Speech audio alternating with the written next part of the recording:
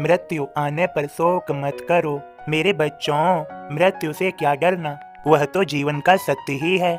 सभी प्रकार के रोग, व्याधियां, विकार, शत्रु और मित्र, सभी प्रकार के रिश्ते नाते, दुख और सुख, मोह माया, अपने प्रियजन, परिवारजन और धन संपत्ति इत्यादि।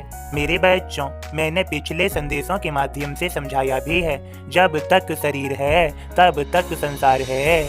याद रहे, तब तक ये रिश्ते नाते हैं। क्यों न जब तक जीवन है हम अपने मिलन को सुखमय बना सकें। अर्थात मेरे बच्चों समझो, मैंने 20 फरवरी के संदेश में समझाया था, मेरे बच्चों, अपने मध्य जो तेली की दीवार है अर्थात भेदभाव है, उसे नष्ट कर दो, जैसे हम अपने मिलन का पथ सुगम बना सकें। मेरे बच्चों, मिलना, बिछड़ना और फिर से मिलना, ये संसार का चक्र है। यहाँ पर हम एक दूसरे से अपने ऋणानुबंध के कारण मिलते हैं। क्यों न हम उन्हें प्रेम दें, खुशी दें। हमेशा याद रखें, जो गुजर गया वह लौट कर फिर से नहीं आता। जो समय बीत रहा है उसे हमें सुखमय बनाना है।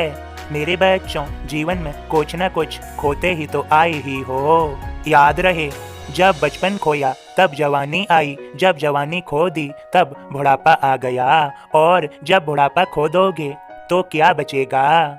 मेरे बच्चों, तुम सब जानते ही हो, मेरे मुख से क्या कहना।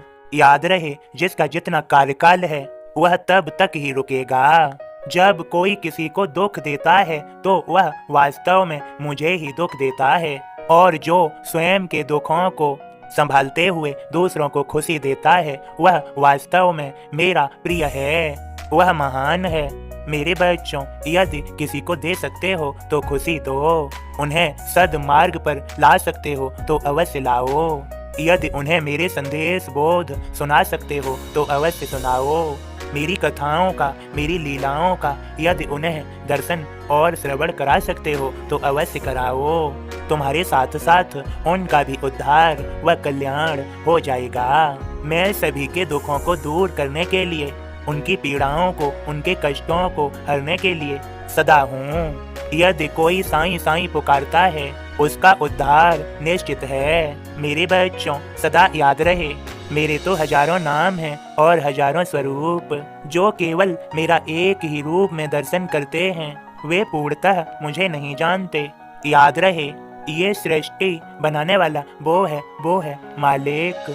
वही इसका पालन करता है और वही संहार करता।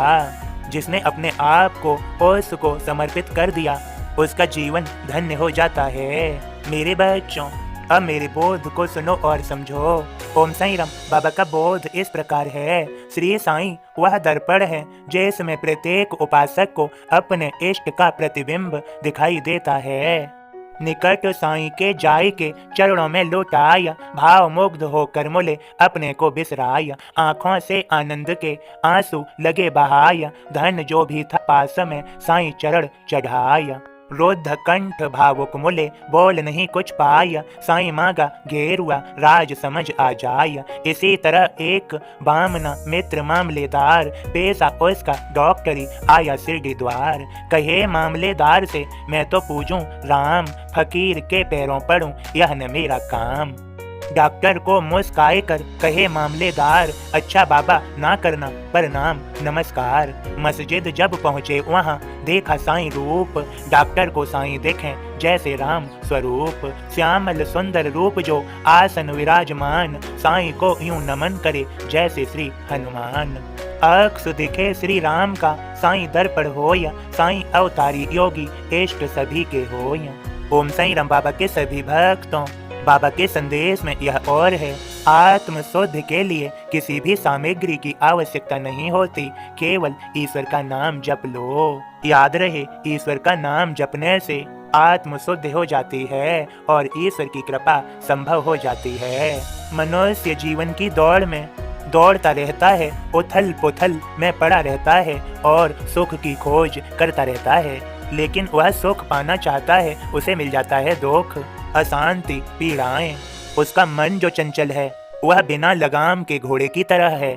मेरे बच्चों, जैसे घोड़े को लगाम लगाई जाती है फिर घोड़ा जो घोड़े पे बैठने वाला है उसकी मर्जी के अनुसार चलता है। उसी प्रकार मेरे बच्चों, मन में प्रभु के नाम की जप की लगाम लगा दो और फिर मन और हृदय का मिलन होगा। वो मालिक हमारे दिल में रहते हैं, वही हमें गति प्रदान करने वाले हैं। फिर तुम्हारा बुद्धि विवेक जागृत होगा और फिर तुम्हारे लिए क्या अच्छा है क्या बुरा उसका निर्णय स्वयं ले सकोगे। मेरे बच्चों, तभी तो कहा है मन चंचल होता है, इसलिए सदैव अपनी बुद्धि के द्वार खुले रखो और आत्मशुद्धि के लिए किसी भी सामग्री की आवश्यकता नहीं होती, केवल ईश्वर का नाम जप लो।